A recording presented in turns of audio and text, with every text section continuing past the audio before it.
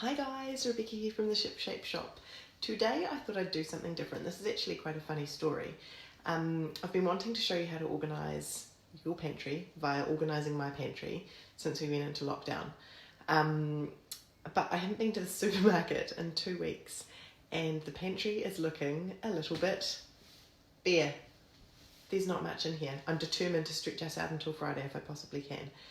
So I'm going to show you how to organise and show you the key principles rather than actually do a walkthrough of organising my pantry, which obviously it's already organised. I'm going to show you some of the key principles so that if you are due for a grocery shop, you can hopefully make the most of what I'm about to teach you. So whenever I go and organise clients' pantries, I usually follow some of the same sets of guidelines, principles. Obviously every pantry is different. I've actually never seen two pantries in all the time that I've been doing this, which is 2 years now. I've never seen two identical pantries in size, shape, layout, and of course what's in them. So the principles that I follow are general and where the similarities end. So everyone is pretty much custom. But there are similar key principles that I mentioned. So the first one that I want to share with you, and if you've been a fan of this page for a while, then you'll know that what I'm about to say is it's all about vertical height. So using the vertical height that you have available. So the very first step that I always say to people is move your shelves. So if you have a somewhat modern kit set kitchen, or I can't remember what the word is that you call them, but if you have shelves that can move, and that is pretty much every kitchen that has been provided by a kitchen company rather than a cabinet maker, it seems from about the 90s onwards, then you have these little holes in the walls up here that have pegs so you can move your shelves.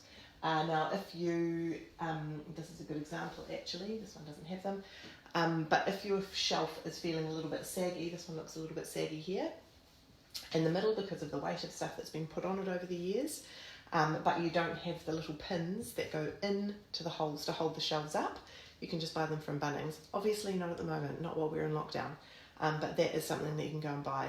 Measure the size of the little hole that you have and then go to Bunnings and buy, I think they come in 3mm, 5mm and up. So you can get new little pegs. So do not despair. If you don't have enough pegs to move your shelves, you can actually just go and buy new little pegs and you'll be a shelf moving maniac before you know it. So that's the first thing. Adjust the height of your shelves depending on what you've got in it. So for example, I have this lovely, really big container here, unfortunately not available anymore on the market, but I do love it. It's really fantastic for space saving, but it's quite tall. You can see that it's only just got clearance to be able to still turn there. So I've moved that shelf up a little bit higher to accommodate it.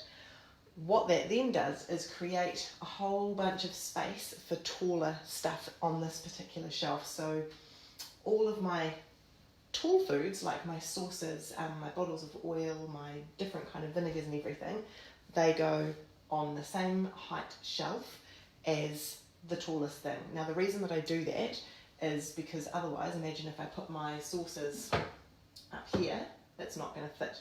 So then of course you could move that shelf up, but you're starting to encroach on the space that you have available by continuously moving all the shelves.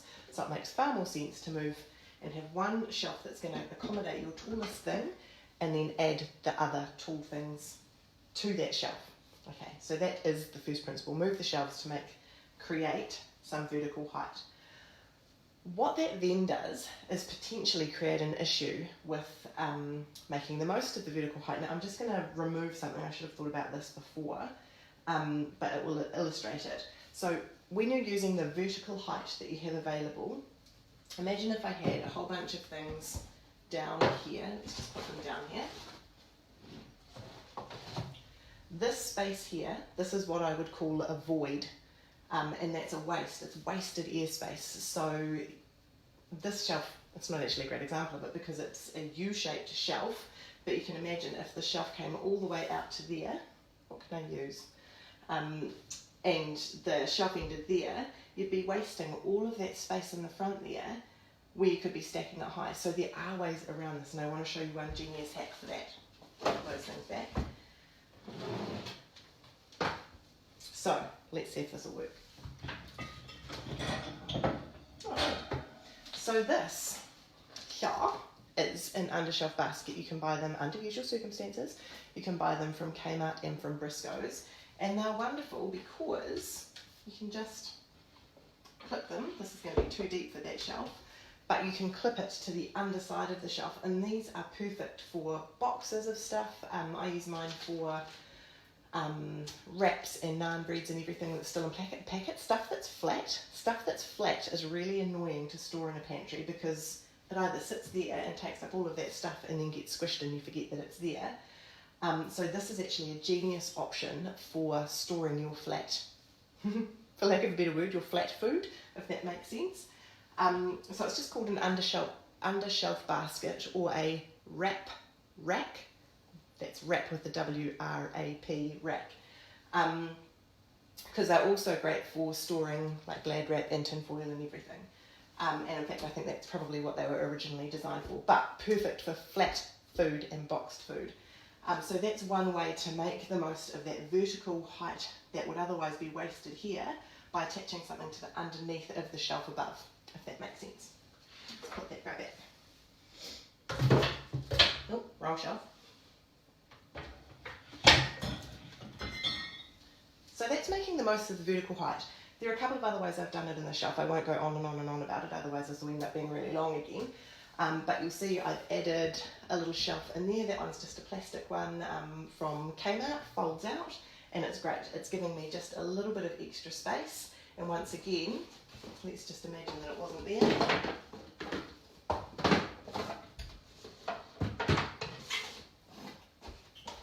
That's what that shelf would look like. So you can see immediately how by adding a little bit of height in there and giving myself an additional...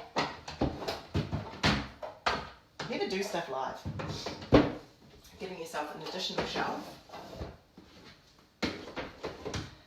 maximises that height available in that shelf perfectly. Another way to do it, let's see if I flip around this way. You can see here, these again, you guys know that Kmart's my favourite place, right? I'm so excited about going back to Kmart one day. But these are pantry shelf stackers. Let's just see if I can take them out. So this is our snack zone, and you can see, I'm going to bring it all the way out so you can see. It's got open front so you can reach in and grab, and they just sit right on top of each other. But it allows me to get stuff out of the boxes, which is something that I love to do, and put them in there so that we can all see what there is to snack on and easily grab them. And this one's just a little pull-out drawer. So you'll see we've got some OT slices. This is our box waiting to go. As soon as we're ready to, this box will get opened and I'll put them into there. So we all know that if we're wanting a snack, that's where in the house. So that's what you call creating a pantry zone. That's the snack zone. It's the only place we know to go for snacks. Put that up there. So that there, again, because I've doubled those up, sitting one on top of the other, that's making the most of that vertical space. You can imagine if all of that stuff was still in packets, you can imagine what a jumble the snack zone would be. It would be hard to see what was there, hard to see when we'd run out of things. That's one of my biggest pet peeves, is to open a box or a packet and go, someone's used the last one. No genius told me. That's irritating. So, using the vertical height again with those things. And then once again, up the very top, you can see just by stacking things on top of each other, you're using vertical height.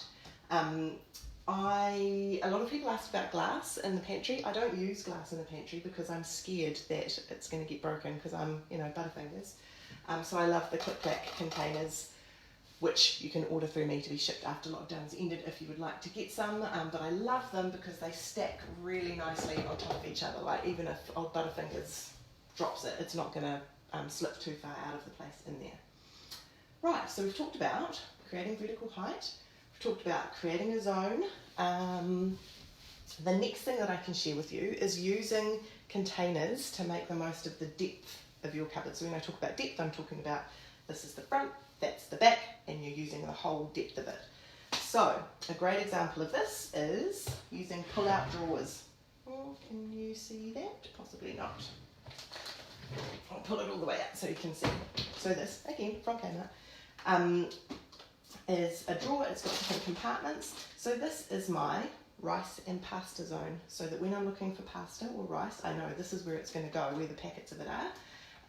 But by putting it into a container, you see how easy it was to pull that whole thing out? Let's just do that again. It's got a couple of little wheels on the bottom. You just pull it out, and you can either leave it in there and grab what you want from the back, and you're done, or you can pull the whole thing out and really rootle through to find what you're looking for.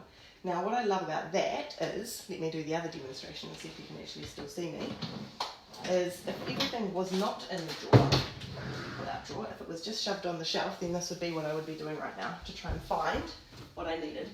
I'd be on my hands and knees. I don't like getting on my hands and knees if I can possibly avoid it. So, using storage pull-out drawers like that is a really great way to use the depth of your cupboard without losing stuff at the back. When we lose stuff in the pantry, that's when we waste food, that's when we end up buying truckloads of stuff only to find when we do the clear out that we've actually got some. So here's another example of it. This is my last two things of things I can bake.